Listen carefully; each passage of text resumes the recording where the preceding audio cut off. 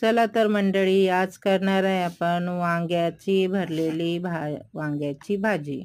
त्याच्याकरता काय करायचं, वांगे घ्यायचे, त्यांना स्वच्छ धुवून त्यांचे मागचे देठ काढून घ्यायचे. अर्धे अर्धे मी काढून घेतलेले आहे. आणि त्याला 2 कट मारायचे प्लसच्या आकाराचे. त्याला बारीक नाही कापायचे, त्यांना कट मारायचे, फक्त मधून चिरा मारायचा. आणि गॅसवर पॅन ठेवायची, त्यात मिरच्या, लसूण आणि शेंगदाणे घालायचे. त्यांना छान भाजून घ्यायचं. त्यांना भाजून झालं की काढायचं, मिक्सरमध्ये फिरून घ्यायचे. आपला मसाला तयार झाला आहे. या मसाल्यात मीठ, हळद टाकून तो मसाला घ्यायचा चांगला फिरवून.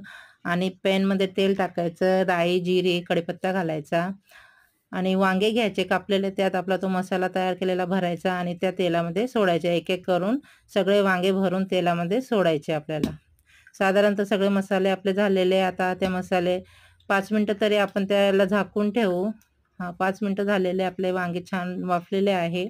आता या स्टेजला आपल्याला आपला जो तयार केलेला मसाला आहे तो घालायचा आहे आणि बेसिक मसाले घालायचे, जे तुम्ही घालत असला ते घाला. आपली वांग्याची भाजी रेडी आहे. त्यात कोथिंबीर घालायचा आणि सर्व करायचा. हे भाकरी, चपाती कशाबरोबर पण खाऊ शकतात. खायला छान लागतात.